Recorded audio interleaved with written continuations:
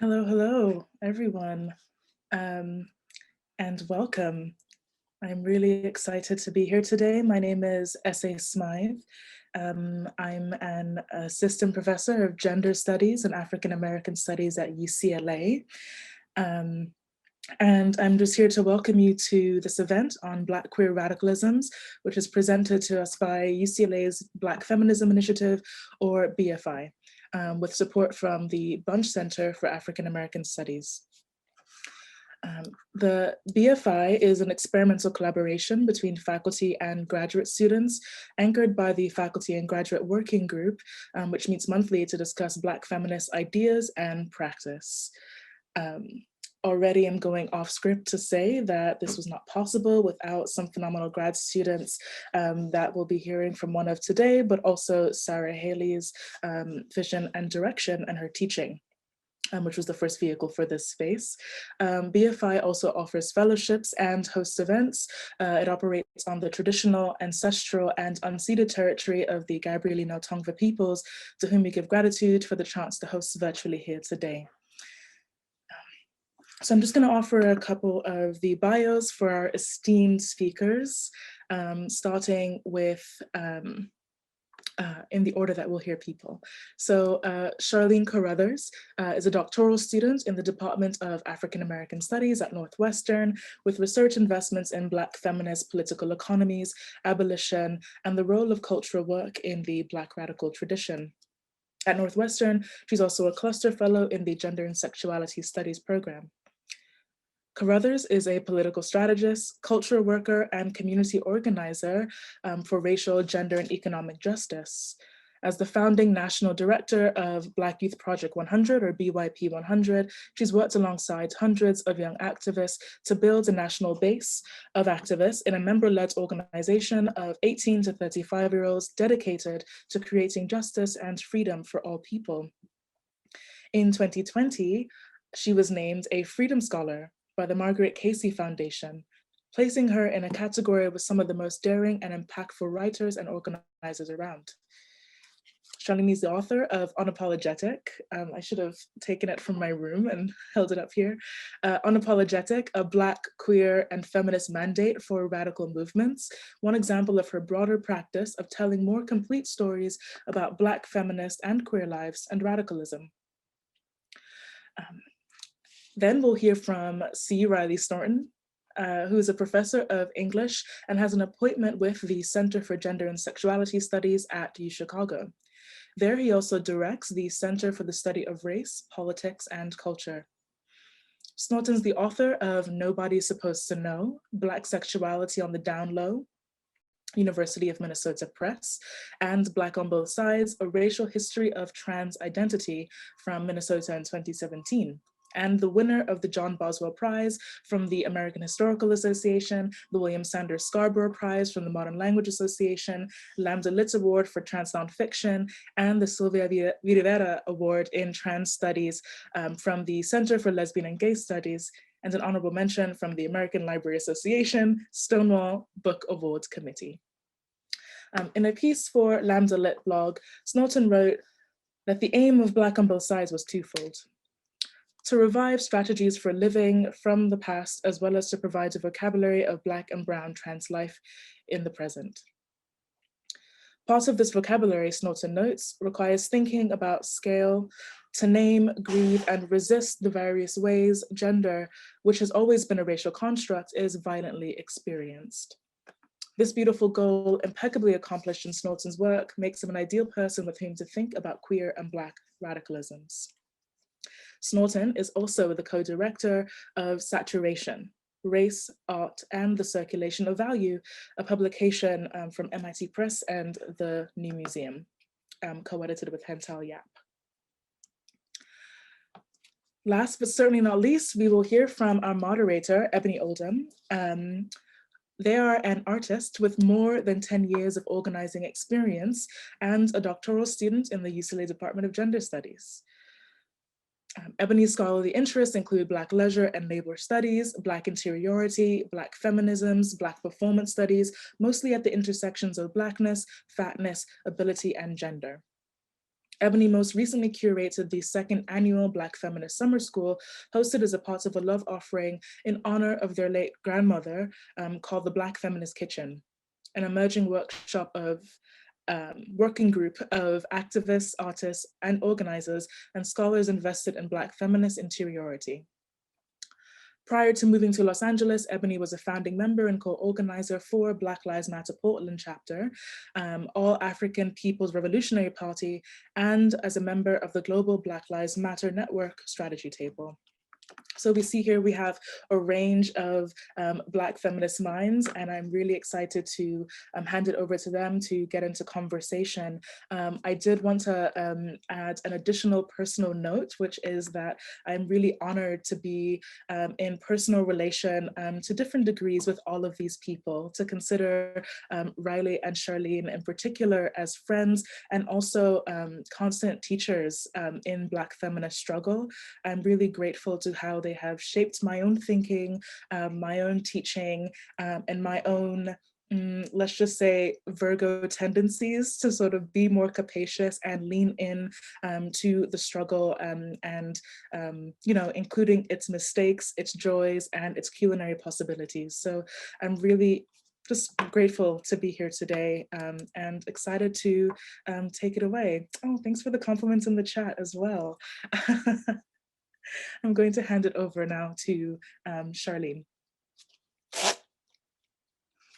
Wow, essay. What an introduction. Thank you so much. Of course, you look gorgeous as always. Thank you to, and you turn your camera off, of course. Thank you to everyone at the Black Feminism Initiative for organizing this and for the invitation. I'm a huge fan of you, Dr. Sarah Haley, and anytime I get to be in the same space as you is an honor. Riley, I'm reading your books in class, so this is a special treat to be in conversation with you. And Ebony, my comrade in struggle and in academia or academic struggle as new PhD students, or not new, PhD students in general. Thank you so much for moderating our conversation. So in my initial time, I am going to do two things, and they are both inspired by this particular political and social moment that we are in right now. I am both troubled and also deeply invested in and optimistic that this moment that we are in, that I feel that we are in right now, my assessment, where Black folks in our everyday lives are struggling to think through how we are going to be with each other in the midst of, in the wake of, depending on where you are, of a global pandemic, of the ongoing crisis of anti-Black and patriarchal violence, of ongoing international strife, conflict, battles, and violence, from here to Ethiopia, to Brazil, to Palestine, all over the globe. And what I am witnessing in movements here in the US amongst Black folks are deep contradictions, deep trouble, deep challenges, and drama. Let me just say that as well, and pain. And so I am occupied, deeply occupied with questions of how we are with each other, how we want to be with each other, how we currently relate to each other, and how we aspire to be in relationship with one another. And any conversation about Black feminist practice goes back there for me.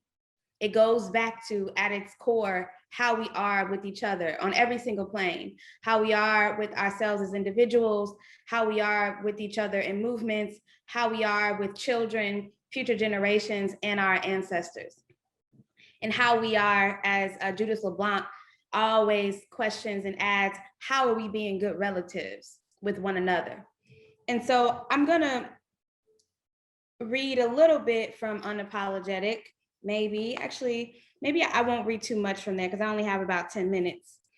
But to ground what I would like to share, I'll actually start with the June Jordan quote. And so June Jordan was an activist, a poet, an all-around brilliant intellectual and writer. And in this essay that she wrote called A Report from the Bahamas, it's something that I think about in the middle of the night. She was writing about interactions that she had with various people on the island, and really was thinking through how, in short terms, not all Black women have the same experiences, and really highlighting some of the class differences that she could see and experience between the various Black folks she interacted with on the island, including a woman who did the work of cleaning up the room that she stayed in while she was there during her stay at a hotel. And June Jordan said that it occurs to me that much organizational grief could be avoided if people understood that partnership in misery does not necessarily provide partnership for change. When we get the monsters off our backs, all of us may want to run in very different directions.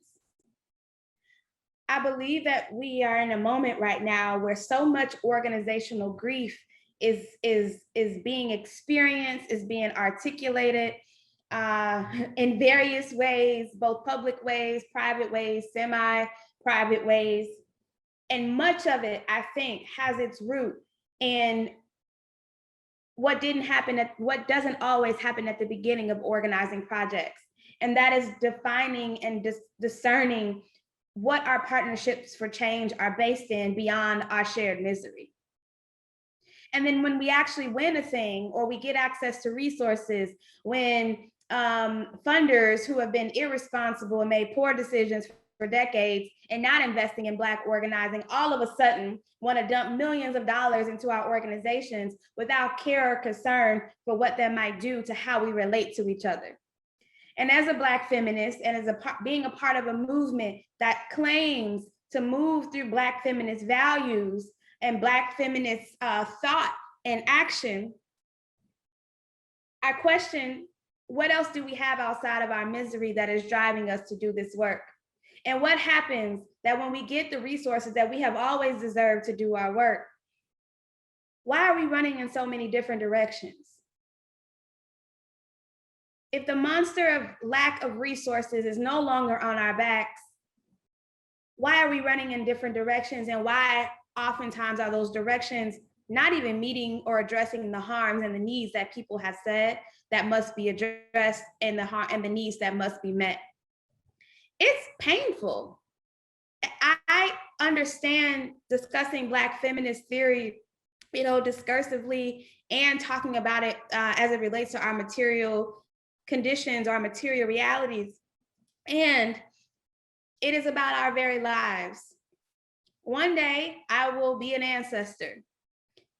And I do believe that what I do in this particular plane has something to do with what happens after that. And I don't think, like many Black people across the diaspora, that death is the end. So I'm thinking now, how is it that my practice as a Black feminist shows up in the ways that I am with other people?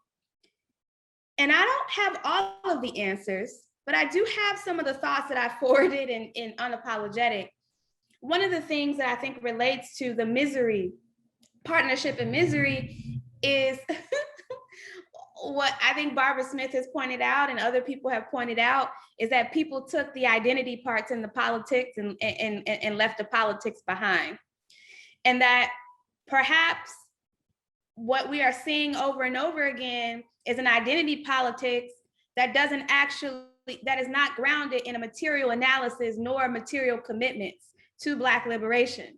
One that is identity facing, one that is individualistic, and one that doesn't account for how your actual identity is related to your politics. Because me, being a Black woman, being a Black lesbian, a Black queer woman from the South Side of Chicago, add on all my other things that I have, currently able-bodied, tells you nothing about my politics. It tells you nothing about how I treat other people. My politics are about not only what I say, but what I also do, how I am. And it is not about perfection, it is about integrity. It's not about being perfect all the time. And so I'll close here, and as we move over to Riley's brilliance, and just implore us to think in this conversation about Black feminist practice, the moment that we're in now, what Black feminist thought can we lean into from the people who come before us, the people who are doing this work now, with the folks to come and our very own selves in mind, and that it is not enough for us to write down things or have campaigns about abolition if we are policing, we are cops with the people in our lives, we are nasty with the people in our lives, and we ourselves don't even believe in doing the work to be in right relationship with one another. Because I don't understand Black feminism if we are not centralizing the ways that we are with each other. So that's all I'll say. Thank you. Wow. I am so even more excited about the conversation that's about to take place. There's so much synchronicity in terms of what we've been thinking about, Charlene.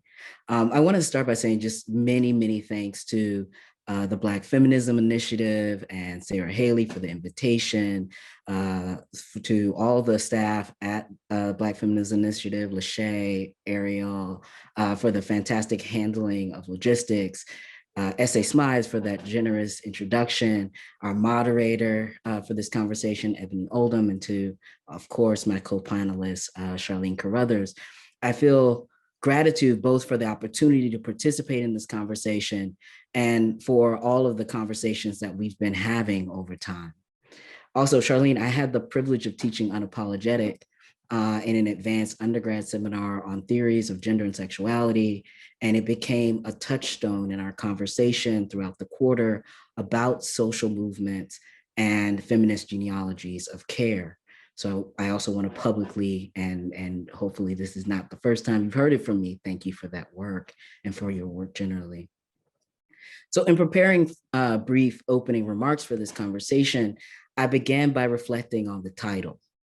The juxtaposition of queer and radicalism recalls the title of my colleague, Kathy Cohen's essay, Punks, Bulldaggers, and Welfare Queens, which in the subtitle poses a question about the radical potential of queer politics. There, she invites us to reconsider what constitutes queer politics. And this is in many ways echoing some of what Charlene has offered. But what Cohen's asks us to do is to think beyond a kind of politics of identification and toward an attunement to a reading of power, in which racialized gender and racialized sexuality become the grounds of consideration rather than something like sexual object choice. Cohen's noted essay is of great importance to the conversation we're having in terms of content, but also in terms of titular form. That is that the question and questioning is part of a radical political protocol.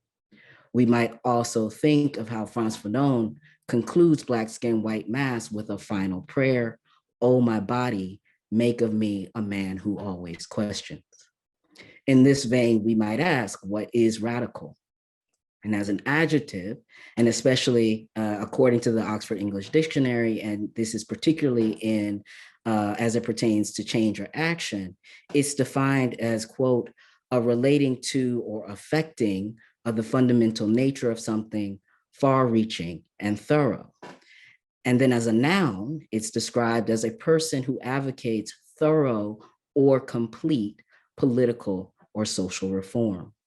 And I'm struck by the irony here of using the term reform to define what it means to be radical, as it raises questions about the insufficiencies of language and underscores the urgency in nurturing our radical imaginations. Since COVID-19, and in the midst of the uprisings in the summer of 2020, I've been sitting with a question. How are you, how are we going to show up in the new world that we are working to create with each other? And actually, I encountered this question on social media in the wake of the beating of Ayanna Dore. And as I was grappling with resentment and disappointment and grief in the aftermath of the police murders of George Floyd and Tony McDade, as well as the national circulation of the earlier police killing of Breonna Taylor. And I find it important to name resentment and disappointment here because they also name the other feelings that emerge in relation to the uneven distribution of public grief and outrage, which seems to reinforce that despicable linking of grievability and value. we continue to live with compounding grief. And the questions that my collaborator Jen Haratwan and I posed in Trans Necropolitics still feel relevant, in which we asked, what are the seductions for a trans activism for whom traumatized citizenship is more than merely an identitarian pitfall and is rather a key condition of its own emergence? And what would a trans politics and theory look like that refuses such murderous inclusion? This informs the questions that guided Black on Both Sides, but also all of the future writings and my political work. That is, and to perhaps say it slightly differently, what are the theories and politics that emerge from a different formulation of value that we might live with and use to resist the dominant biopolitical, necropolitical modes of making sense of Black, queer, and trans life and death? And yet the question, who are you, who are we going to be in the new world we are working to create with each other, is also about remembering that we already inhabit those other worlds. And it guides a way of thinking about how we treat each other. This is not necessarily about recentering a self, but about recognizing that the outcome of radical imaginings and collective work is that everything is transformed. This is also meant for me deepening my practice as a student of abolition and to approach political work as a student, that is, with a sense of uncertainty, which I've begun to also think about as a radical potential. And especially as I think about what it means to work at the limits and against the politics of colonial gender, I wonder about how uncertainty could serve as an orientation that deepens what we mean by solidarity.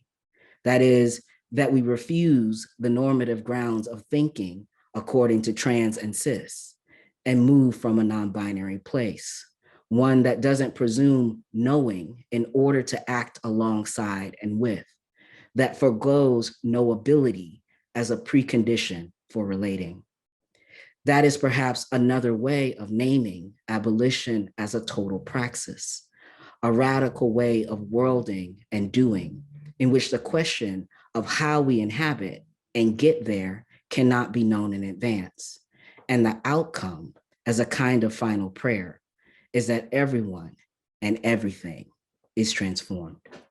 Thanks.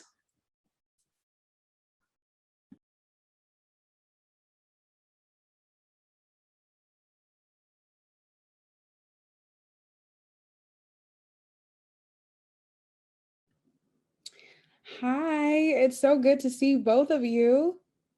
Good to see you too, Ebony. Yes. Well, thank you both for such generous, engaging, and grounding opening remarks. I think I speak for everyone at the Black Feminism Initiative when I share that we're so excited and thrilled to witness both you, Charlene, and Riley in conversation today on Black feminist practice, but also thinking about Black queer radicalisms. So I just wanted to begin by asking if you both have any comments on each other's opening remarks. Otherwise, I'm also happy to open with a question. Well, I would love to ask Charlene to tell us more about, like, what are the conditions for partnerships and change? Mm-hmm. I think that's a great question. So the first thing, I always go to questions first, because one thing that I had to learn the hard way probably as an organizer is to get curious and to ask questions, and for it to begin from that place as opposed to a place of assumptions. And one place that people can start that in partnership in creating partnerships is through moving through a minimum of 2 questions. The first question is asking yourself, who am I? What do I actually care about? What are the things that both get me out of the bed in the morning, and what are the things that keep me in the bed in the morning, right? Both metaphorically and literally, physically as well, or psychically, spiritually, all of those things that move us and the things that weigh us down. And then the second question is Ella Baker's question. who are your people? Who are my people? Being clear about who you are connected to, who can hold you responsible, who are you in relationship with, what lineages do you see yourself in connection with, or in connection to? Because if I am not clear about at least the core of who I am, no matter what words I use, no matter if there's clear language for it, no matter if it could be pinned down very easily. And if I am not clear about who I'm in relationship with, even who I desire to be in relationship with, and also who am I responsible to and for, then that impacts how I'm entering any sort of relationships to create the kind of change that I want to see in the world. And so it's both an awareness of self.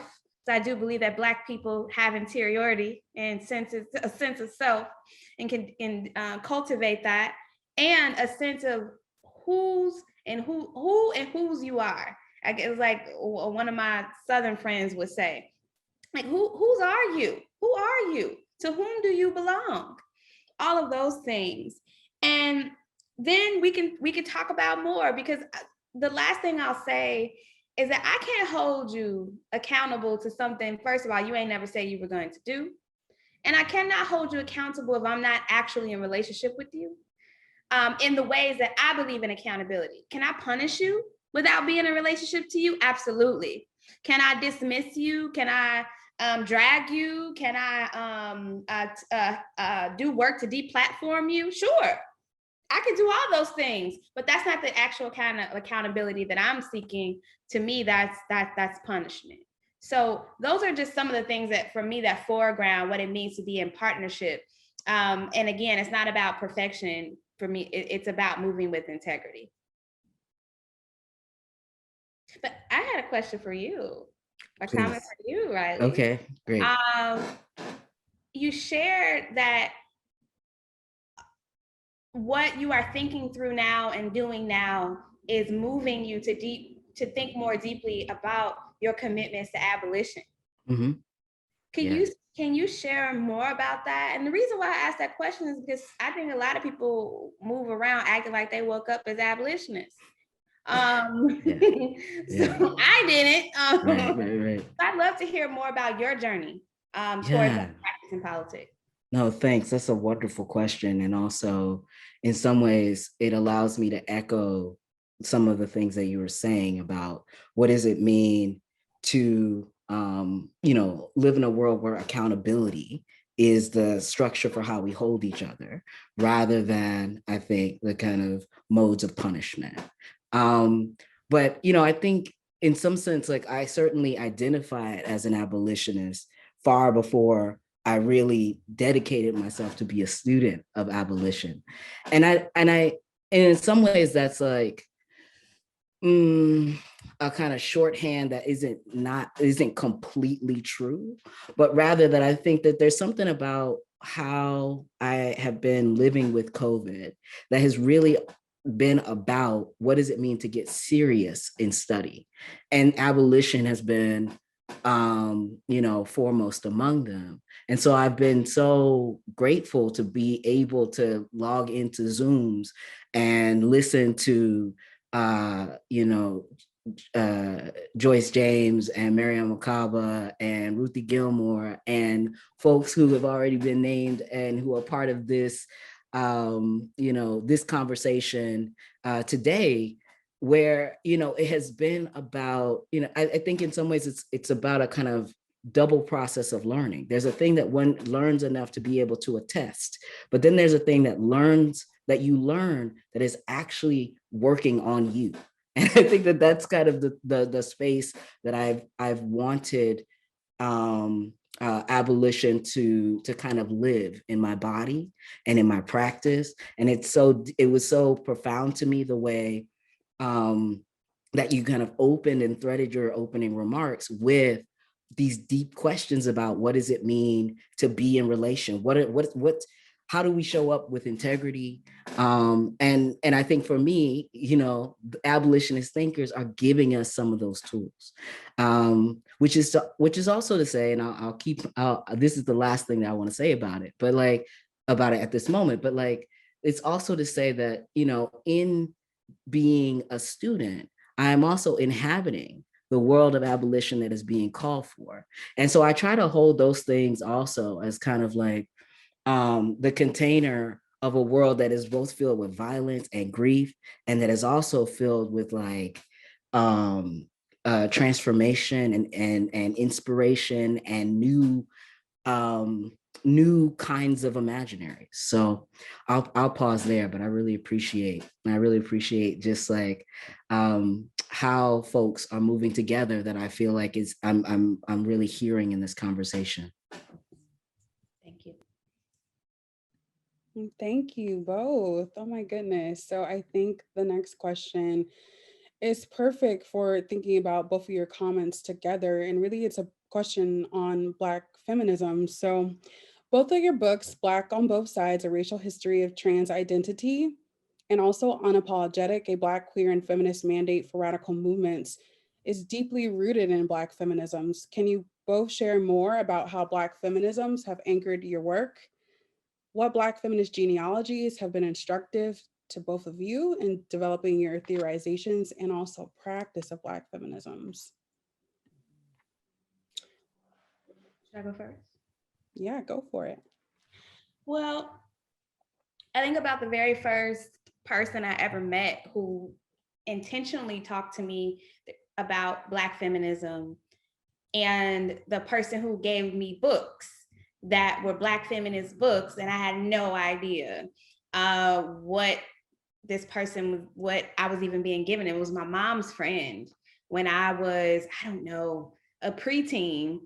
She gave me Toni Morrison's book, The Bluest Eye. She gave me April Sinclair's Coffee Will Make You Black. I'm like, do you know something I don't know? Like, did she know something I didn't know at the time? Like, maybe. She was giving me all these books and I just devoured them. And I hadn't heard the term Black feminism, Black feminisms. I didn't know about this global quilting and constellation of Black feminist thought and action. And then it wasn't until I was really in college, I think, is when I first started to learn more about that. And that was Dr. Venus Evans Winters, who I talk about in the book. And she is the first like self-avowed Black feminist I ever met in my life, who called themselves that, but she wasn't the first Black feminist I ever met in my life, if that makes sense. And so I began to have conversations with her. And then much of what I learned about Black feminisms, both here in the US and globally, has come from being in movement spaces with people who are committed to study. As Riley was just talking about, committed to study. And that study then, hopefully, it don't always pan out this way, becomes embodied, shows up in practice. And so I absolutely situate both my theoretical lineage, my practice lineage, the cultural work that I do, I don't know, as far back as Sojourner Truth, of course, Combahee River Collective, and even when I actually read her work, her interviews, read her thoughts and read about Marsha P. Johnson, the Black feminism of that one could associate with Marsha P. Johnson is one that does not fit neat buckets or neat structure, but one that is absolutely pay this shit no mind Black feminism. Like she didn't have time for a politic that was not one of urgency. And so that's what I think about how I'm situated. And I also think about people like Dr. Maya Angelou. And while many people know her for her poetry, she was an amazing cook. She was also a filmmaker. I think about Black feminist cultural work and how, for me, I'm like, I'm not the first person to think about being an organizer, an intellectual, a scholar, a filmmaker, a writer, a farmer, all these things. I'm not the first. And so it's so big, it's so much bigger than me. And that's exciting to me. And that's the kind what do I want, constellation that I want to be a part of. Something that is always already, as our good people in the academy say, global, diasporic, and something that is always already about the liberation of ourselves and everyone, and also about the very planet that we live on. Yeah, I really, really resonate with that. You know, I was thinking about and in reflecting on what Charlene was offering, you know, that like political work and scholarship are all necessarily citational. And the work of citations is both to show how one arrives at a place, but also to invite others, you know, invite those that you want to talk to. And so, you know, I love the way you frame the question, Ebony, around, you know, what's been instructed to the theorization and practice, because in many ways I have both learned and continue to learn, but also have been given many lives in Black feminism. And it makes me think a little bit about another book from Toni Morrison, in Beloved, and the phrase "friends of my mind," which, you know, refers to, or at the or as the character is describing it, ends with this idea that friends of one's mind gather you.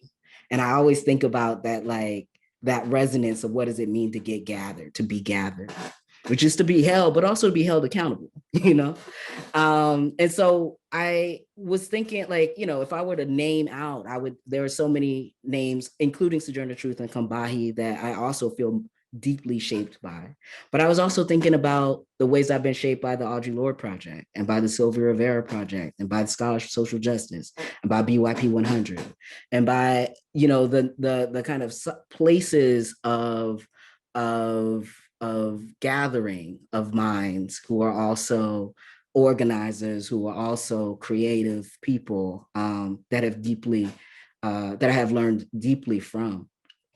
But I'm also thinking about the kind of, you know, in terms of the work that has been produced, like certainly I am deeply inspired by the insights of Hortense Spillers and the community of scholars who work to grapple with that work.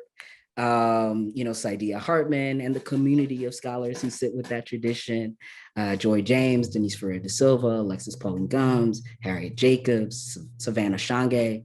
I've been moving with and moved by Ruthie Gilmore, Miriam Makaba, Cece McDonald, Raquel Willis, Trevor Ellison, and also with Carruthers and Haley and Smythe and Cohen and Redmond and Keeling and Guy Shiftal and Bambara and Fleetwood and Cobb and Sullivan and Morrison and Butler.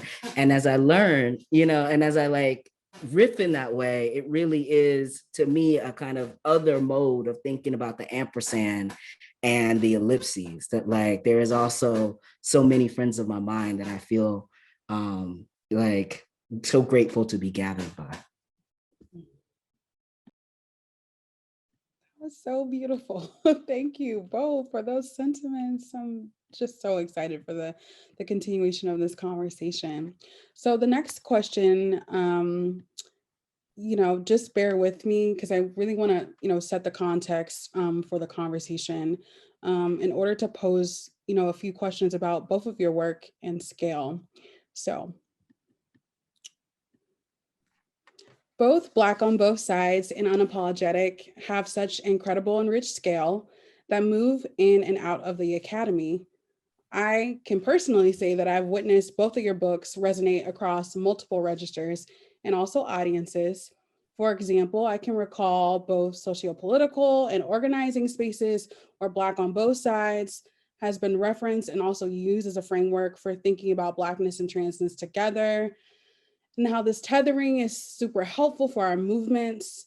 And I also can recall several classes, including a feminist inquiry course and a Black feminist theory course, where Unapologetic has been on the syllabus, where we discuss the rigorous possibilities enriched by a Black queer feminist lens. I'm also thinking about the Black Feminist Future Organization as a way to think about both of your work together and both of y'all's involvement. Charlene, you specifically were involved with the Some of Us Are Brave Black Feminist Organizing School for Organizers program, which teaches and trains Black organizers and activists in key concepts, terminology, ideologies, and skills in Black feminist theory and practice in 2019. And of course, amidst your 15 plus years of organizing experience, and then Riley, your involvement in the Canon Theorizing and Resisting in Black Feminism's initiative, which is Black Feminist Futures Advanced Offering in the Black Feminist Schools program alongside Cydia Hartman and Joy James, which I'm also happy to share that I will be a participant in this year. So all that to share, both of your work has a felt presence across multiple registers. So can you speak more to how transness shapes movement, Black feminism builds capacity, and how queerness can open up possibilities and spur curiosities? And I'm not sure which one of you want to go first, but it's totally up to you. I'll go first, and I'll keep it brief.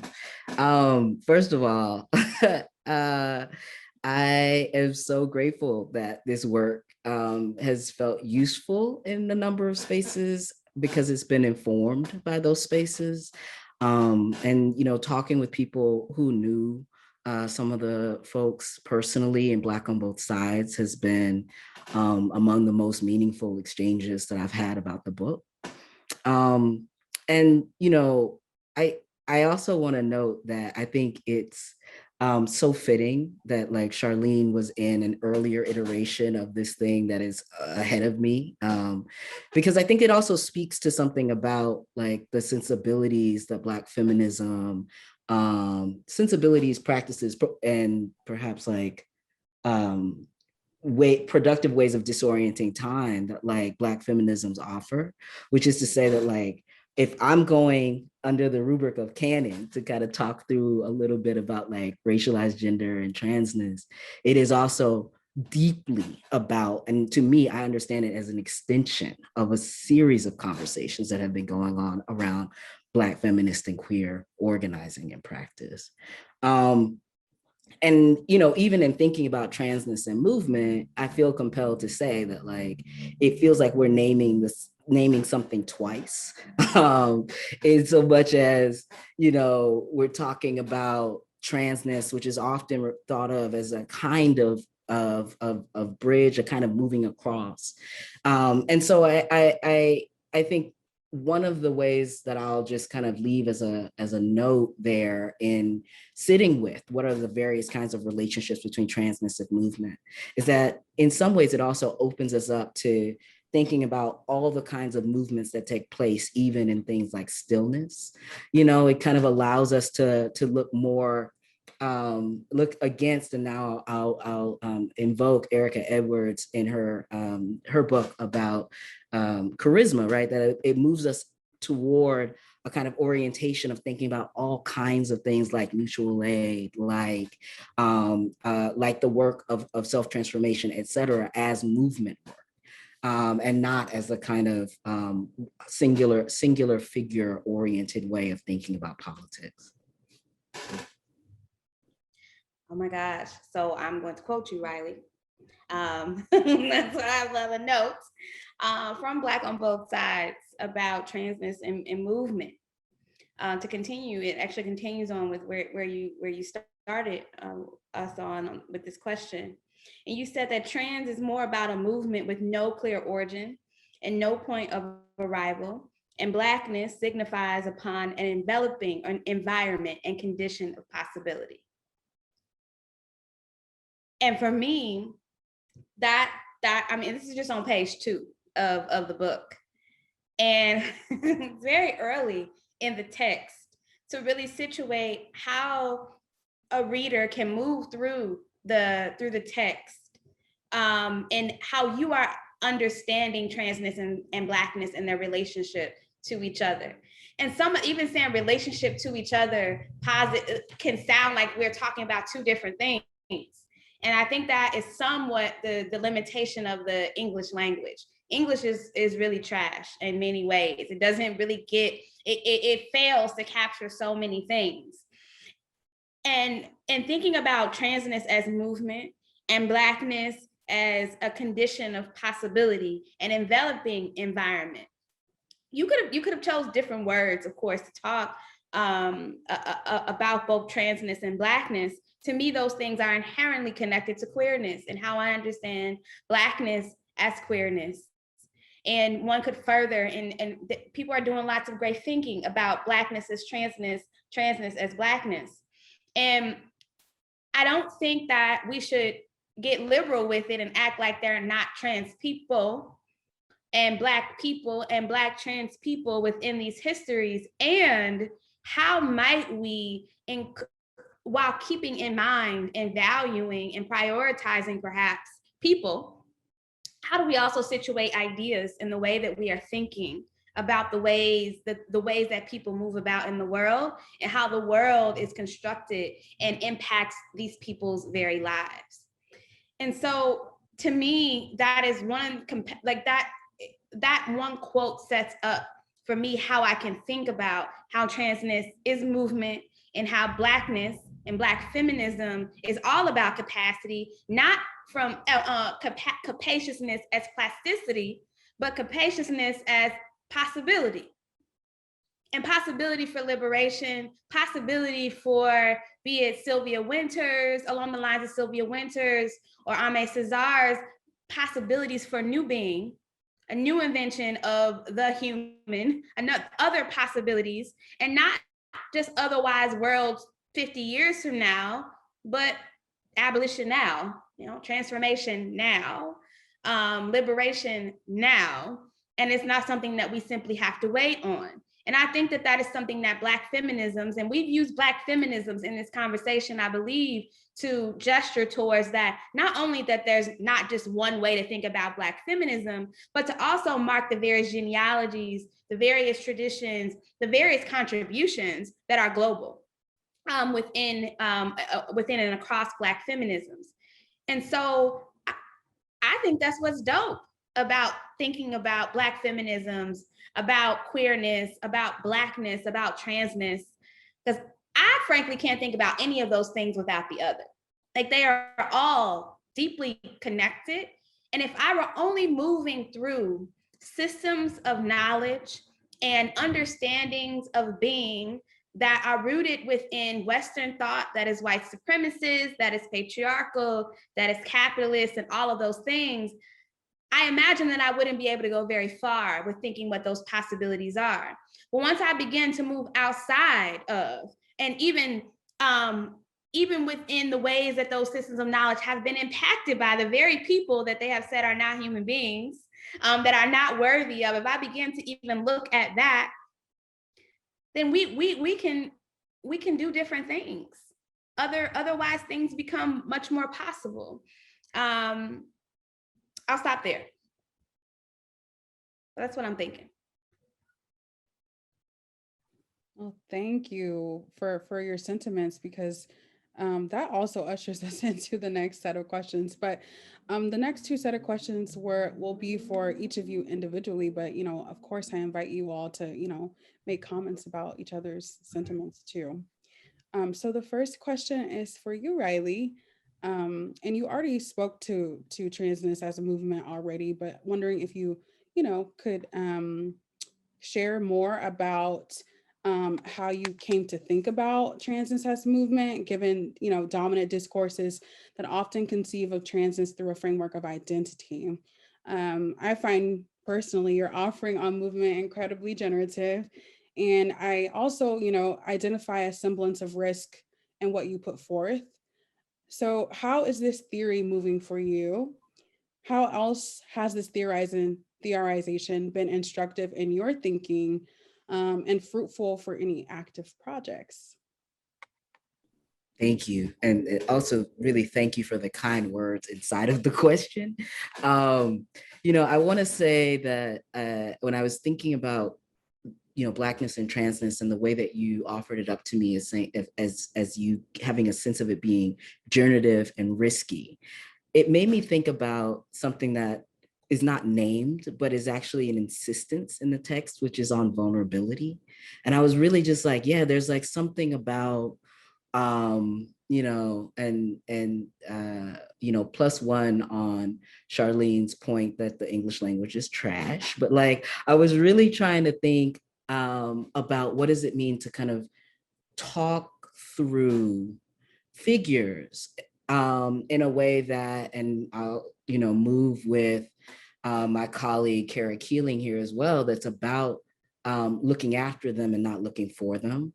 That's about, you know, like thinking in a way that is in which my kind of lived experience of Blackness and transness is not something that I own, but as like a way of thinking with the past around modes of survival that should be, and yeah, I'll use the normative should, that should be available within Blackness for others.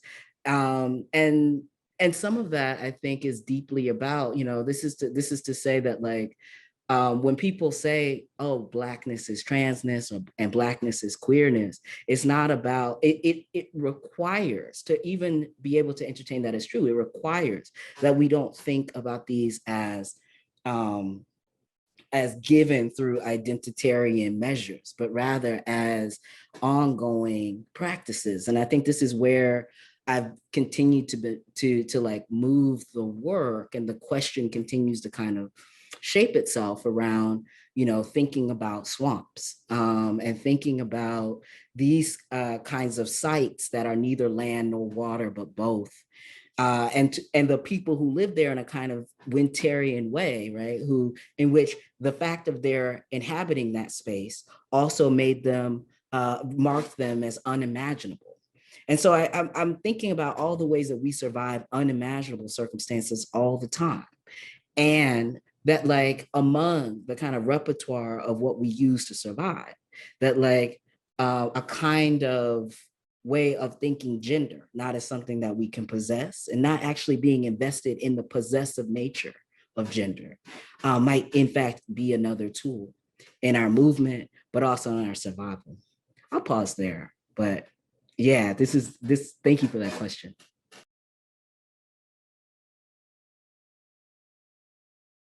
Thank you for that answer. And something that I both noticed that you all have been gesturing to, and you specifically, Charlene, quite literally, is around imagination and Black feminisms. So I wanted to ask you, Charlene, you write in your book that anti-Blackness works 24/7 to kill the Black imagination. And this is, since we're citing, it's on page 26, if you have your books. So I'm asking, what is the role of imagination in Black feminisms? And can you speak to the importance of the imagination in your own work? And then, of course, why is it important to revive or restore imagination? And what type of imagination work are you engaging in right now? You know, there are things that I wrote years ago that I'm like, oh, I'm thinking about this a little differently now. And it's not that I don't think imagination is something for us to that matters. I'm thinking about time differently these days, and what time means for Black people, and like consistently asking, and I know I'm not the only person asking this question. It's like, what is time for Black people? What is it? Like, what does it even mean? In my actual life, in my intellectual life, how am I related to what has happened, what is happening, and what will happen? And is that even a way to think about life? And the reason why that to me is connected with imagination is because oftentimes, and I think the way that I talk about imagination and unapologetic, it gestures towards something that is otherwise, something that is not yet here. And I don't think that's the only way to think about things, nor do I think that's the most productive way to think about imagination. For me, I get curious about I want to know more about imagination in spiritual spaces. I want to know more about imagination as it relates to the past. I want to know more about imagination as it comes to like what I believe is possible from how I believe it is possible for me to be after I do something that even I think is fucked up, for lack of better words. Like, what else do I think? What do I think I deserve as a person, even when I am not perfect? And what do I think that other people deserve, even when they are not perfect?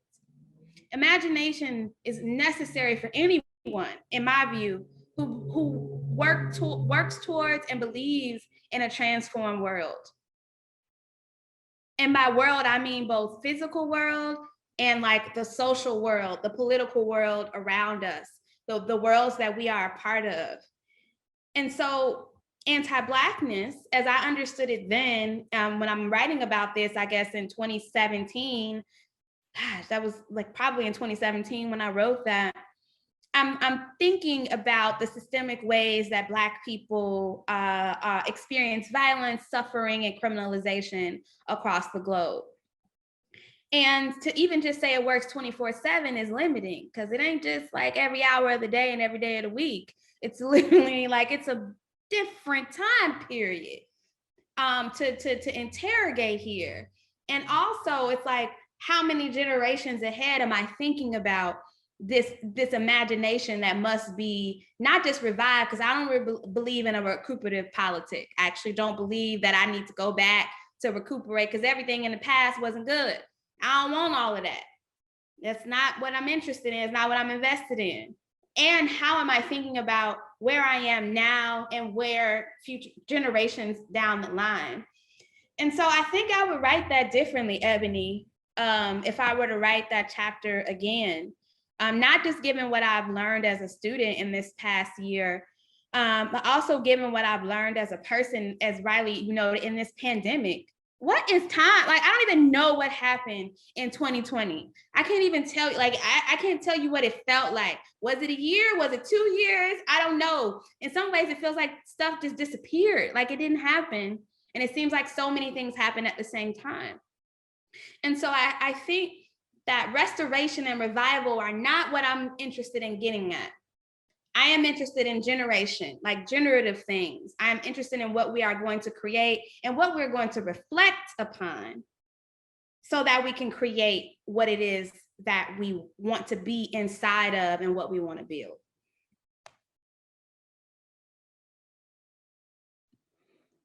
Wow. Thank you, Charlene. Thank you so much. So now we're going to move in, we're going to move on to the Q&A portion of the event.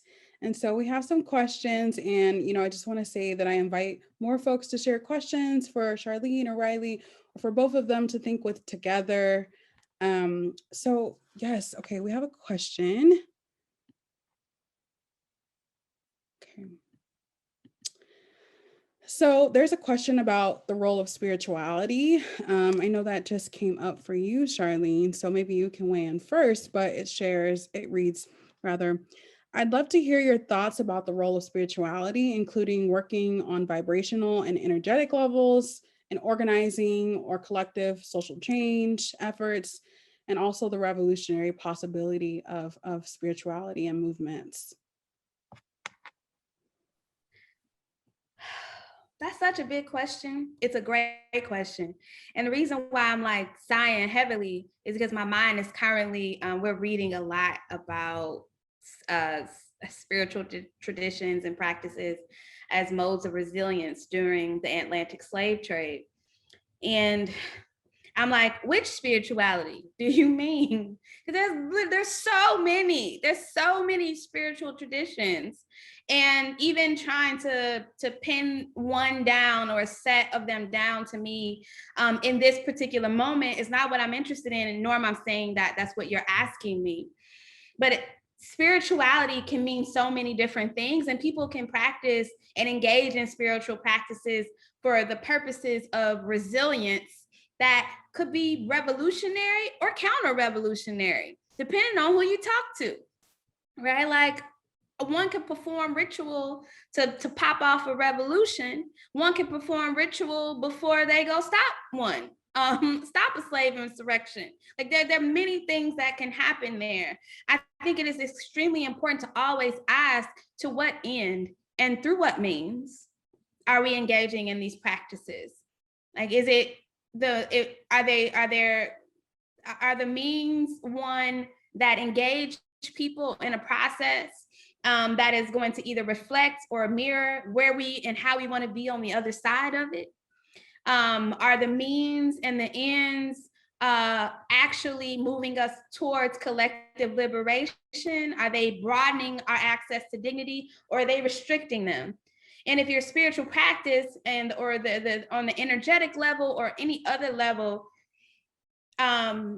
restricts it, doesn't move us closer, doesn't invite people into a process that is going to be reflective of how we want to be on the other side of it, then to me, I'm not sure if it's revolutionary in the way that I seek because revolution could simply be replacing one governance structure with another. It doesn't mean it's going to be liberatory.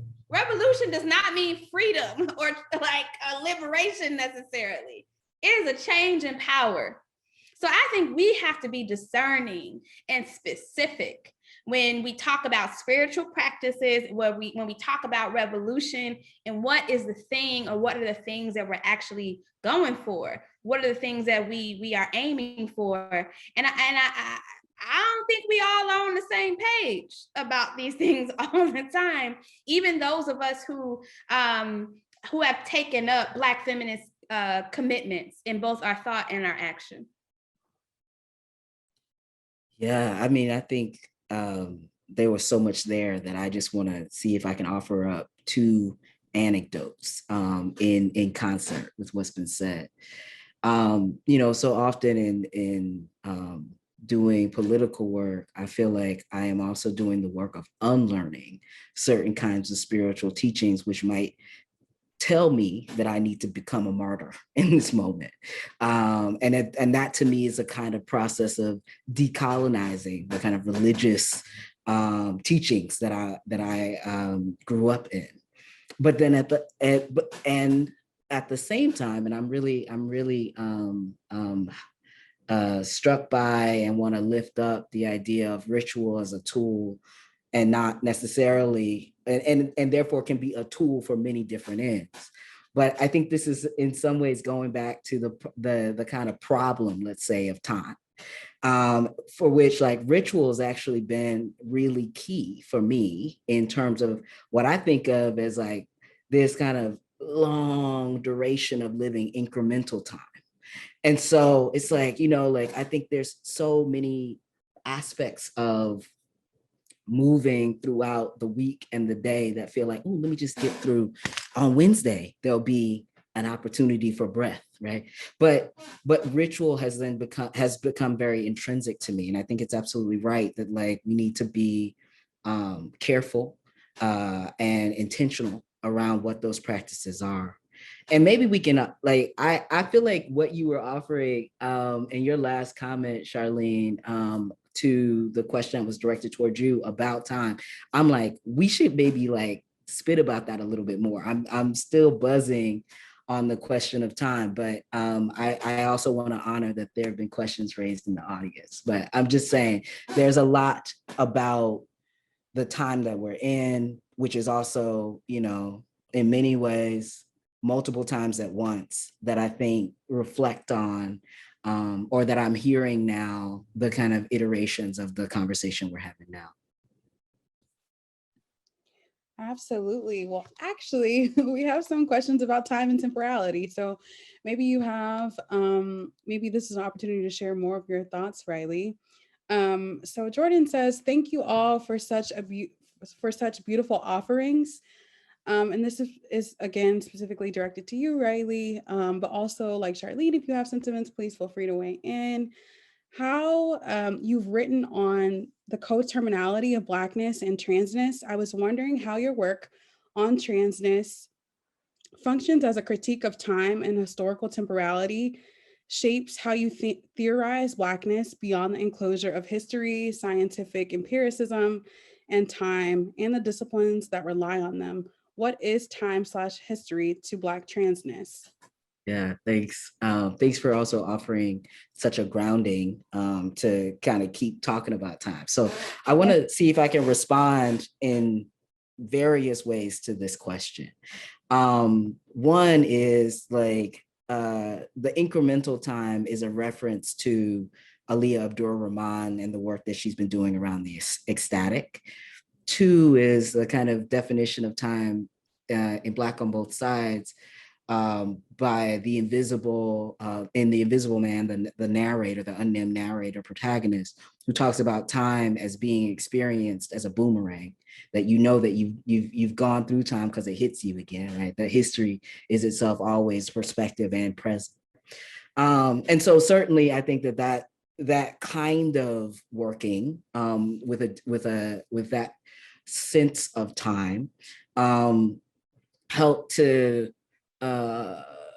produce a project that was really, in some ways I also say it's because I'm not a historian, but it produces a sense of like working in the past that's absolutely about thinking maybe the past is the like echo of the future. It is that like the fact of people, and this was a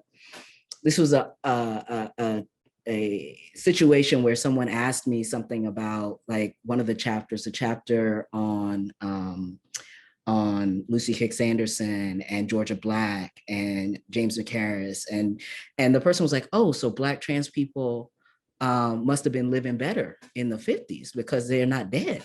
And I was like, because they weren't killed. And I was like, I don't think we could ever make that kind of assumption. But I was like, but part of it is that, it certainly helps us to rethink the idea of time as a march in progress. But it also helps us to think about, and this is part of the kind of intention there, which is to say, like, that when we suggest like what are our strategies for living, we also must, we must acknowledge that they're probably not new. And I think that was the deep sensibility, that there is very rarely anything new. But I also, hope that I can like maybe respond in just one other way to this question, especially as we often think about time as being mapped across the coordinate of space.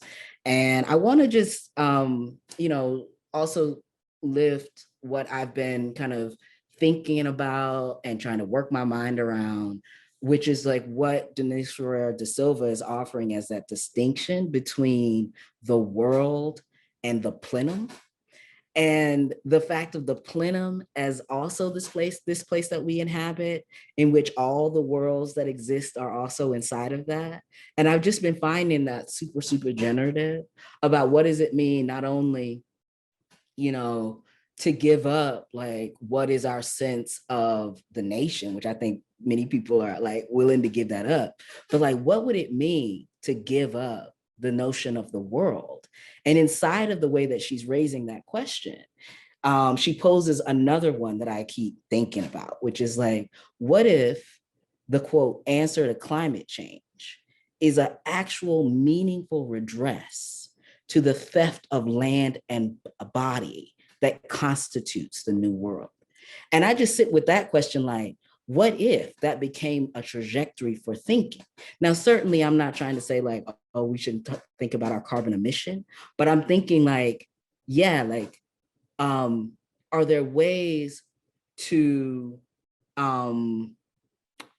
think with these concepts that we have been given that are about structuring us supposedly in one place, and to like productively unmoor them towards some other mode of thinking, to keep redress as a kind of central component for also how we think about what it means to try to live with a dying world that has been made this way in many ways, right? Through the kind of mechanics and the brutality of racial capitalism, racial slavery, and settler colonialism and indigenous genocide. So I'll pause there. I have just one thought on that, Riley. Yes.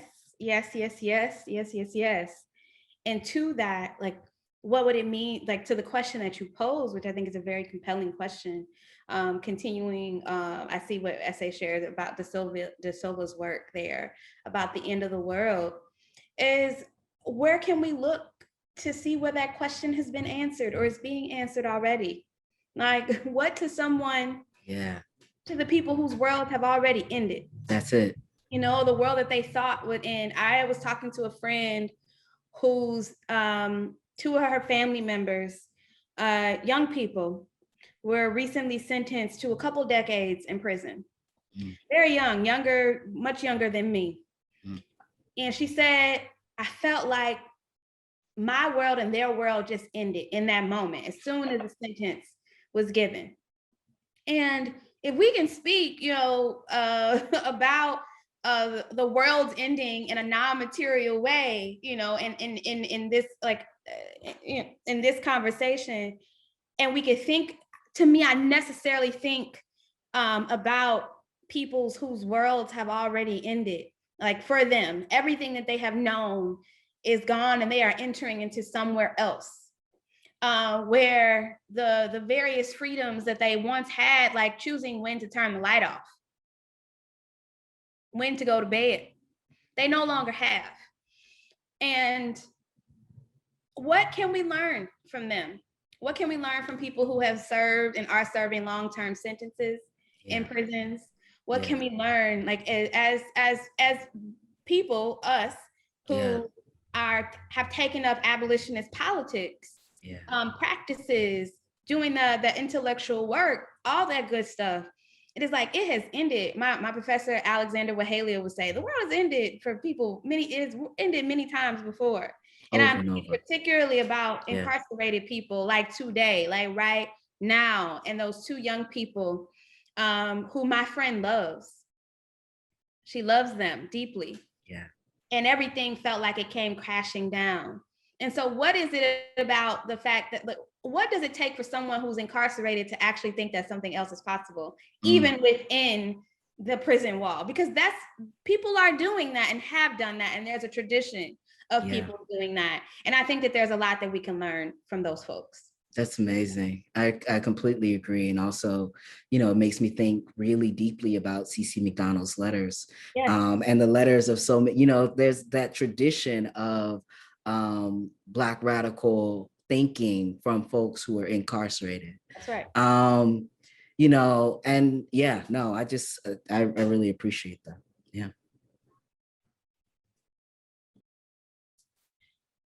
Yeah, I also really appreciate that. Thank you both. That was really generative for my own thinking, and so I'm just grateful to you both. So we have a lot of questions. I'll try to get to as many of them as I can, but of course we're coming up against the end of the event. So we have a question that reads, how do you both reconcile with the fluidity of Black feminist thought and politic, which is not always radical or queer or inclusive? I don't know if you have immediate thoughts on that, Riley. I'm like, that's politics. Politics are inherently antagonistic and going to be full of contradictions. You know, I don't think there's anything special about Black feminist thought and politics that gives to say that it is always going to be about collective liberation, or always going to be about people who are queer identified, or now I don't know, Camille, how you understand queer inclusive, but that can mean so many different things, and even radical can mean so many different things. But I think if you're going to, in short, if you're going to engage in Black feminist thought and political action, I think there has to be a high level of acceptance that there are going to be contradictions, and there's going to be conflict, like legit conflict and disagreements. And that it's, to me, is less about reconciliation and more about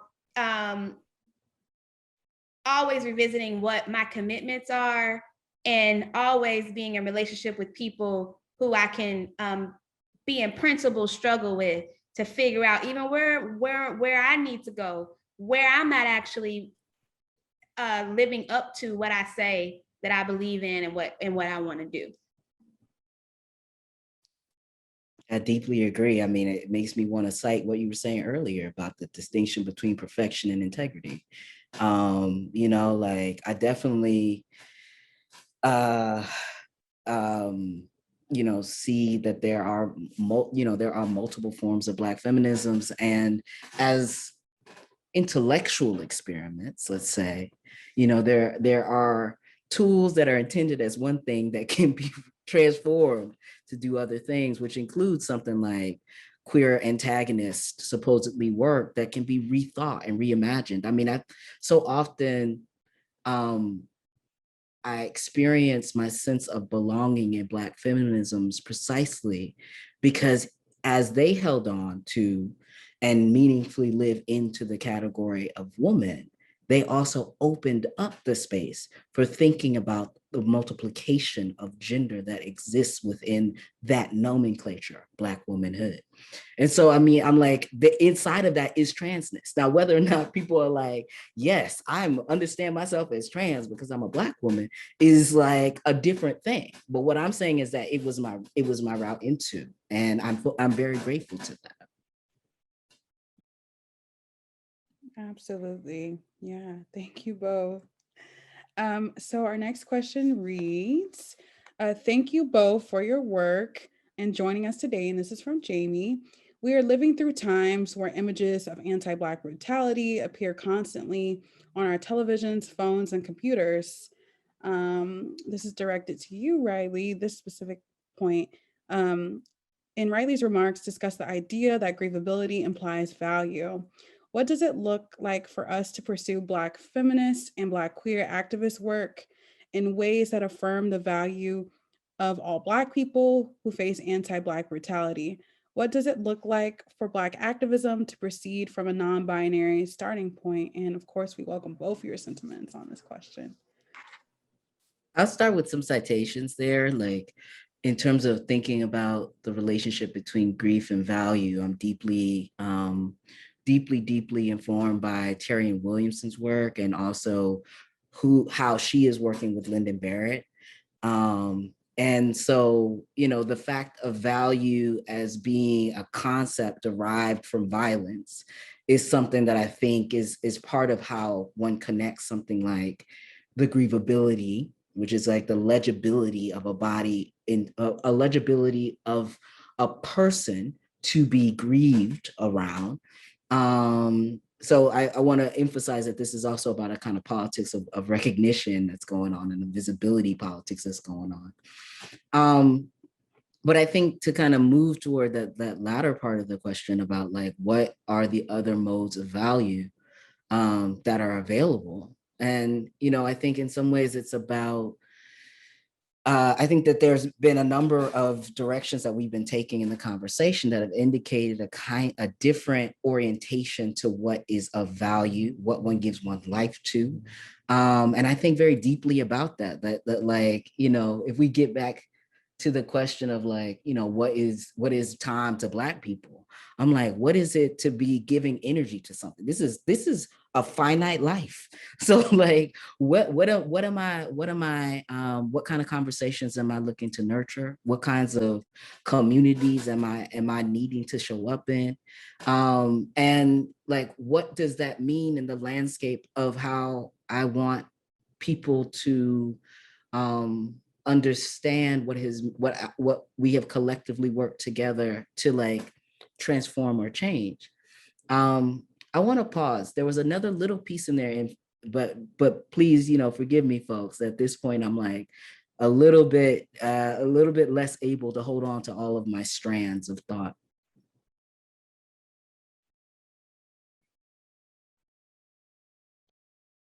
Yeah, I can read this last portion. It reads, what does it look like for Black activism to proceed from a non-binary starting point? So I also start with the citation there, which is Tiffany Lathobo King's Black Shoals. I think it's really important for us to continue to think with that book, and to think with the naming of the Black Shoals as a non-binary place. But part of what I feel, other than, kind of moving in a kind of personal, philosophical, political orientation around non-binary, one of the things that I've been thinking about is the relation between, the neither nor, the both and, the kind of, what does it help us to hold on to about something like uncertainty? And also, like, what does it help us to, like, recontextualize for ourselves about what it means to give things up, right? So, like, I often feel like, we think about the pleasures of what we can gain, as often and as we have been deeply disciplined and trained and conditioned to do by capitalism. But I've been thinking about whether or not non-binary might offer an opportunity to delight in what we give up, And I think some of that is about the kind of idea of gender, and we can also talk about sexuality as things that are helpful to possess. Like, I'm just like, if we can agree that gender is a colonial system, then perhaps, much like in the kind of idiom of abolition, like, we have to undiscipline the cop in our mind. What if we also undiscipline our attachment to gender as we've known it? And so this has been animating some of the thinking I've been doing around non-binarity, which is, perhaps, to give another example, it's like, people talk about, like, how do we disentangle toxicity and masculinity? And I say, well, the abolition of gender. Like, we would all have to give it up, right? That like that would presuppose that to presuppose that any sort of masculinity would always be conditioned by toxicity means that we got to burn the whole thing down, right? So I'll stop there. I'm gonna pick up on some things, because I've been staring at the part of the question about what does it look like for Black activism to proceed from a non-binary starting point, and really trying to think through that while I'm listening to you, Riley. And the way I was taught about abolition, the first person, I always say this, was Asha Ransby Sporn. She was 19 years old at the time, a Black feminist, abolitionist, who was the first person to ever tell me about the abolition of the prison industrial complex. And she, along with others, Miriam Kaba, Beth Ritchie, these were the folks who I learned about abolition from. Paige May. It is, and Ruthie Wilson Gilmore. It is, yes, about burning all the shit down. And Black feminist abolition practice is also about what are we going to build, and not just after it's all gone, in the process of getting rid of it. And so, to me, I think we have too many conversations about gender absent of patriarchy. I am not post-patriarchy. I'm not post thinking that we got it, because I say this a lot, like, even if we get rid of the human, what else is there? What's still there that's not that? I want to know. I'm not clear that there's enough thinking that has been done around what is on the other side of the abolition of gender, when we are not talking about the abolition of patriarchy. And this is not to say that you're not talking about this, Riley, but is my issue with gender, and you were very clear to say, as it is, like, as we know it. And I think we have to be disciplined in noting, like, as we know it, as it is. And not even to say that the pre-colonial constructions of gender or performance of gender are what we want either. I'm not saying that we just need to go back to what we had before. But in thinking about a non-binary starting point, I'm really curious about what is a start. How do we name that to also name what it is that we want? Because I get weird about, like, when people call me a non-man, like, what does that mean exactly? To name me or to identify something as not something else. What is on the other side of it? What is there? And this is not, and this is definitely trafficking in the way that non-binary has been deployed as an identity. What else are we doing here? Is what I want to know. What are the politics that we are moving forward through this. If this is our starting point, where are we trying to go with it? I'm with it. Let's rock with it. And I think it's an opportunity for us to do more thinking in actual practice, because that is what abolition is. It's about, so we want to abolish gender. What is the practice that we are engaged in right now to create something on the other side of that? And I think that is happening. So, and I'm not satisfied quite yet. And I don't know how else to name it, Riley. Like, I'm not like my professor, Natasha Sharma, is always talking about the there. Like, what is there? Where is the there? And maybe it's something that, maybe there is no there, but it's something that I'm wrestling with, I guess, is what I'm saying, less than having an answer. Yeah. And I'm really curious, like, Jamie, about what you think about it. Like, if we're starting, like, what is it? Are we moving from an identitarian point of non-binary? Are you positing this as a political location? Are you talking about this as a way of being with each other? I want to know more about that so that I can be clear about how to move through it. Sure. I mean, I appreciate you, offering that you're grappling with it. Mm-hmm. And, I think, there are certain kinds of modes of embodiment that I think are not, that I work to disarticulate from positions or analytics, right? So like Black on Both Sides is about transness and trans people and trans, so that for me, like in thinking about non-binary, it's about beginning from a different place, or suggesting that we begin from a different place and see what unfolds in the manner of relation, in the matter of nurturing what it means to have children, in the matter of, so like, if I completely hear you that, when we're talking about abolishing gender, we're also, that's inside of a whole bunch of other systems that have to be abolished. But I think that part of what I am really concerned by is the very way that normative gender gets inserted in to be a kind of stand-in for a set of in most instances, reformist claim makings that I'm just like, what if we kind of moved away from, and I'm thinking about just the kind of long history of, articulating one's even position as the human vis-a-vis gender.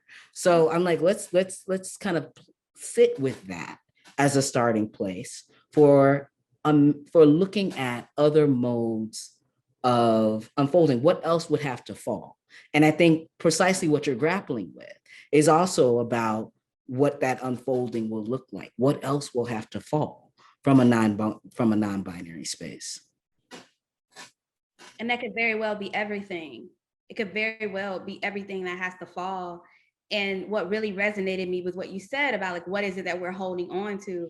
It makes me think about some of the most compelling pieces in Jennifer Nash's Black Feminism Reimagined, about what even when it's warranted, some of the defensiveness around certain conceptual framework of intersectionality, or be it even other things. It's like, what becomes possible on the other side of us letting things go? And things that were, and what does it even mean to own something in the first place? What does ownership do to us? To own and to not own something. So thank you for that. In essay, I see you talking about like the non and the non-binary is not non-white or non-male. I don't know about the way it's being deployed in activism spaces, particularly the non-men stuff. Like I continue to grapple with it, and I appreciate, Riley, for everything that you just offered, because it's helping to clarify some things for me. So thanks for being patient as we learn with each other out loud. Appreciate that. Oh my goodness. Well, unfortunately, we have to end, but I just want to thank you both for such a generative conversation. Thank you so much for being here.